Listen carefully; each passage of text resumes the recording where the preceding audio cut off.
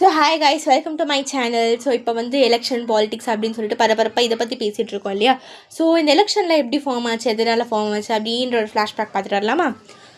So வந்து நம்ம India வந்து 1947 அப்போ நம்ம இண்டிபெண்ட் ஆனோம் இல்லையா. ஸோ வந்து எதுவாக இருந்தாலும் தனித்து இயங்கணும் அப்படின்னா ஸோ அதுக்கடுத்து அதை வந்து ஒன்று ஃபார்ம் பண்ணணும் இல்லையா, ஒரு கவர்மெண்ட் ஃபார்ம் பண்ணணும் இல்லையா. ஸோ இந்தியா வந்து 1947 இண்டிபெண்ட் ஆகி தனியாக வந்ததுக்கப்புறமா 1950 26 ஜான்வரி அப்போது நம்ம ரீபப்ளிக்கை கொண்டாடுறோம் இல்லையா, 26 ஜான்வரி. ஸோ அப்போ என்ன பண்ணாங்கன்னா கான்ஸ்டிடியூஷன் ஆஃப் இந்தியா அப்படின்ற ஒரு விஷயத்தை வந்து அடாப்ட் பண்ணுறாங்க. ஓகேவா. ஸோ அப்போ தான் ரீபப்ளிக் ஆச்சு இல்லையா. So republic and adopted parliamentary democracy system.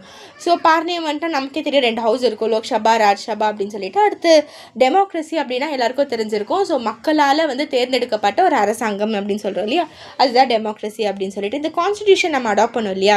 So இதனால் நமக்கு என்ன கிடச்சிது அப்படின்னா யூனிவர்சல் அடல்ட் ஃப்ரான்ச்சைஸ் அப்படின்றாங்க.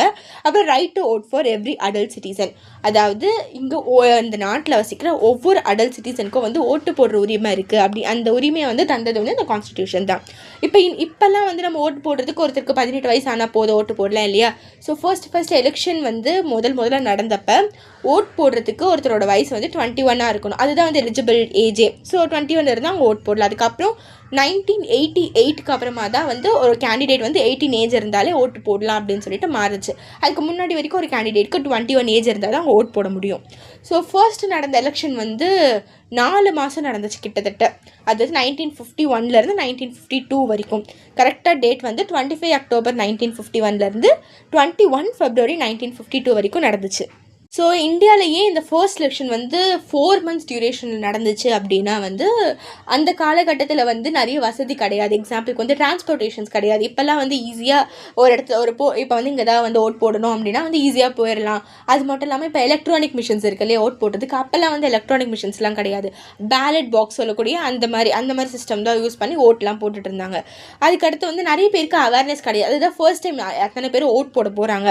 அது மட்டும் இல்லாமல் நமக்கு வந்து பாப்புலேஷன்ஸ் அதிகம். அப்போவே வந்து 17.3 crores பீப்புள் வந்து எலிஜிபிள் டு ஓட் அப்படி இருந்தாங்க. ஸோ அப்போல்லாம் வில்லேஜஸில் வந்து ரோடு ஒழுங்காக கிடையாது. ஸோ இந்த மாதிரி இருக்க இன்ஃப்ராஸ்ட்ரக்சர் கிடையாது. ஒரு பேலட் பாக்ஸ் ஃபஸ்ட்டு ஒரு இடத்துல வந்து இன்னொரு இடம் தூக்கிட்டு போனால் அதுக்கு டிரான்ஸ்போர்ட்டேஷன் கிடையாது. இந்த மாதிரி அந்த காலத்தில் டிரான்ஸ்போர்ட்டேஷன் யூஸ் பண்ணது இந்த புல்லட் கார்ட்ஸ், அதுக்கப்புறம் போட்டு ஹார்ஸஸ் இந்த மாதிரிலாம் யூஸ் பண்ணி ஒரு விஷயத்தை வந்து ஒரு இடத்துலேருந்து இன்னொரு இடத்துக்கு வந்து ட்ராவல் பண்ணி கொண்டு போனாங்க இல்லையா. ஸோ அது மட்டும் இல்லாமல் இந்த மாதிரி இருக்க சில விஷயத்தினால தான் வந்து 4 months டிலேவாக வந்து ஒரு எலெக்ஷன் நடந்துச்சு. ஸோ இந்த எலெக்ஷனை வந்து யார் தலைமை தாங்கி பண்ண அப்படின்னா, அதாவது எலெக்ஷன் சீஃப் எக்ஸிக்யூட்டிவாக இருப்பாங்க இல்லையா, அது யார் அப்படின்னா சுகுமார் சென் அப்படின்னு சொல்லிட்டு இவர் தான் வந்து இந்த எலெக்ஷன் வந்து நடத்தி வச்சார் அப்படின்னு சொன்னாங்க. ஸோ வந்து இவர் வந்து ஃபஸ்ட்டு என்ன பண்ணார் அப்படின்னா ஒரு மாக் எலெக்ஷன் மாதிரி நடத்தியிருக்காரு. அதாவது இப்போ நம்ம எதனா ஒரு எக்ஸாமுக்கு ப்ரிப்பேர் பண்ணும்போது மாக் டெஸ்ட்டில் அட்டென்ட் பண்ணுவோம் இல்லையா, எப்படிலாம் வந்து கொஷின்ஸ் கேட்பாங்க அந்த மாதிரி. ஸோ அந்த மாதிரி அப்போ வந்து எல்லாருக்கும் ஒரு அவேர்னஸாக இப்படி தான் ஓட் போடணும், இப்படி தான் வந்து இந்த எலெக்ஷன் நடக்கும் அப்படின்றதுக்கு தெரியறதுக்காக ஒரு மாக் எலெக்ஷன் மாதிரி ஒன்று கண்டக்ட் பண்ணி எல்லாருக்கும் ஒரு அவேர்னஸ் கொடுத்தாரு. ஏன் அப்படின்னா வந்து அப்போ வந்து நமக்கு மக்கள் சதவீதமும் ரொம்ப அதிகமாக இருந்துச்சு. நம்ம நாட்டில் வந்து 85% ஆஃப் பீப்புள் வந்து இல்லிட்ரேட்டாக இருந்தாங்க அந்த காலகட்டத்தில். ஸோ அதனால் வந்து நிறைய பேருக்கு இந்த சிஸ்டம் பற்றி அவ்வளோவா தெரியாதுன்றதுனால இவர் வந்து ஒரு மாக் எலெக்ஷன்லாம் வச்சு இந்த மாதிரிலாம் பண்ணார்.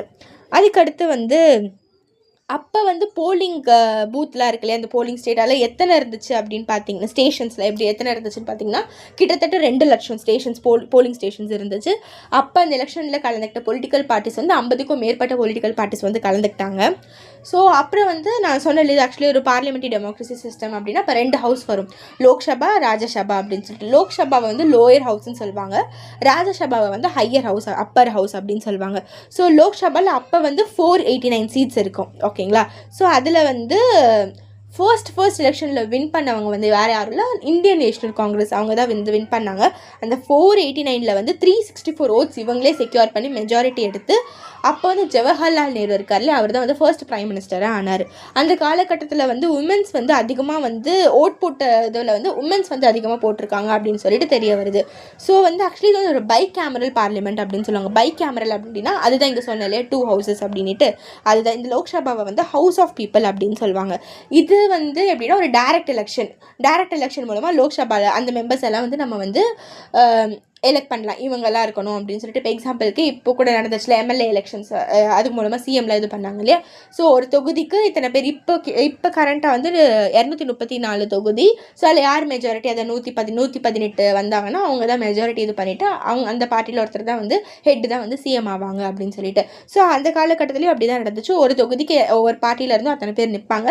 அதில் யார் அதிகமாக ஓட் கெயின் பண்ணுறாங்களோ அவங்க தான் அந்த தொகுதிக்கு எம்எல்ஏ, அதாவது மெம்பர் ஆஃப் லெஜிஸ்லேட்டிவ் அசம்பிளி அப்படின்னு சொல்கிறாங்க.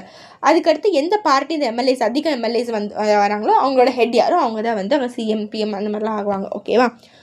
ஸோ அடுத்து அப்போ வந்து 552 சீட்ஸ், அதை எம்எல்ஏ 552 பீப்புள்ஸ் வந்து இருந்தாங்க. ஸோ ஒருத்தருக்கு வந்து 5 years டைம். அதுக்கடுத்து இந்த பிரைம் மினிஸ்டர், அப்போ வந்து பிரைம் மினிஸ்டர் வந்து இந்த லோக்சபாவில் இருந்து தான் வராரு. இவங்க என்ன பண்ணுவாங்க, லோக்சபாவில் இருக்கவங்க இந்த மணி பில்ஸ் எல்லாம் வந்து இன்ட்ரடியூஸ் பண்ணுவாங்க. இவங்க தான் இங்கே தான் இன்ட்ரடியூஸ் ஆச்சு. அடுத்து 1952 தான் இந்த ஃபர்ஸ்ட் லோக்சபா ஃபார்ம் ஆச்சு. இந்த லோக்சபா 2 சபா இருக்கு இல்லையா, அந்த 2 ஹவுஸ், அந்த 1952 தான் ஃபார்ம் ஆச்சு. அப்போ வந்து ஒரு சபானா அதுக்குன்னு ஒரு ஸ்பீக்கர் இருப்பாங்க இல்லையா, இப்போ கூட இருக்காங்க. ஸோ அப்போ வந்து இந்த ஃபர்ஸ்ட் அந்த ஸ்பீக்கர் யாருன்னா அந்த சபாவுக்கு ஜிவி மாவலங்கர் அப்படின்றவர் தான் வந்து ஸ்பீக்கராக இருந்தார்.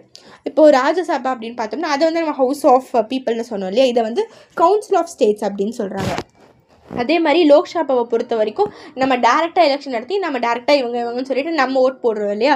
பட் ஆனால் நீங்கள் அதுவே ராஜ்யசபான்னு பார்த்தீங்கன்னா எப்படி எலெக்ட் ஆவாங்கன்னா ஒவ்வொரு பீப்புளும் லெஜிஸ்லேட்டிவ் அதாவது ஸ்டேட் லெஜிஸ்லேட்டிவ் அசம்பிளி அது மூலமாக தான் வந்து அவங்களாம் எலெக்ட் ஆவாங்க. அப்போது அதில் சீட்ஸ் வந்து கிட்டத்தட்ட 250 சீட்ஸ் இருக்குது. இவங்க வந்து எதை ரெப்ரசென்ட் பண்ணுறாங்க அப்படின்னா ஸ்டேட்டையும் யூனியன் டெரிட்டரிஸையும். இப்போ வந்து கரெக்டாக 8 யூனியன் டெரிட்டரிஸ்லாம் இருக்குது. ஸோ இது வந்து ஒருத்தரோட டென்யூர் வந்து 6 years. அப்போ நடத்துகிற சர்வேல என்ன தெரியுது அப்படின்னா ஒவ்வொரு 2 வருஷத்துக்கும் ஒரு முறை வந்து 1/3 ஆஃப் பீப்புள் வந்து ரிட்டையர் ஆகிட்டு வெளியே வராங்க அப்படின்னு சொல்லிட்டு. இந்த இப்போ வந்து லோக்சபாவில் ஸ்பீக்கர் பார்த்தோம் இல்லையா, யார் அப்படின்னா ஜிவி மாவலங்கர் அப்படின்ட்டு. அதே இப்போ ராஜ்யசபாவில் வந்து ஃபர்ஸ்ட் சேர்பர்சன் இருப்பாங்க இல்லையா, அவர் யார் அப்படின்னா சர்வப்பள்ளி ராதாகிருஷ்ணன். இவர் தான் வந்து ஃபர்ஸ்ட் சேர்பர்சன். ஸோ அப்போ அந்த காலகட்டத்தில் ஃபர்ஸ்ட் பிரசிடென்ட் ஆனவர் யாருன்னா ராஜேந்திர பிரசாத். இவர் தான் வந்து first president. So first prime minister Jawaharlal Nehru sir and first speaker in Lok Sabha வந்து ஜிவி மாவலங்கர். அதுக்கடுத்து ஃபர்ஸ்ட் சேர்மன் இன் ராஜ்யசபான்னு பார்த்தா சர்வப்பள்ளி ராதாகிருஷ்ணன் சார். அதே மாதிரி ஃபர்ஸ்ட் பிரசிடென்ட் பார்த்தீங்கன்னா ராஜேந்திர பிரசாத். ஸோ இப்படி தான் வந்து எலெக்ஷன் முதல்ல நடந்துச்சு. ஸோ இப்போது தெரிஞ்சல முதல்ல எலெக்ஷன் எதனால் நடந்துச்சு, எப்படி ஸ்டார்ட் ஆச்சு. ஸோ கிட்டத்தட்ட அப்போ ஆரம்பித்து இப்போ வரைக்கும் எலெக்ஷன் இப்படி போயிட்டுருக்கு. இதுதான் வந்து ஒரு ஜென்ரலாக எலெக்ஷன் இதனால தான் ஃபார்ம் ஆச்சு, இப்படி தான் ஸ்டார்ட் ஆச்சு. Now it's going on. So உங்களுக்கு என்ன புரிஞ்சிருக்கும், இதை கொஞ்சம் புரிஞ்சிருக்கும்னு நினைக்கிறேன். ஸோ இதை வந்து தெரியாத உங்கள் ஃப்ரெண்ட்ஸ்க்கு ஷேர் பண்ணுங்கள். நான் வேறு எதனா டாபிக் பேசணும் அப்படின்னு நினச்சிங்கன்னா நீங்கள் அதையும் வந்து கமெண்ட் பண்ணுங்கள். தேங்க்யூ. அண்ட் மறக்காமல் நம்ம சேனலை சப்ஸ்கிரைப் பண்ணிக்கோங்க.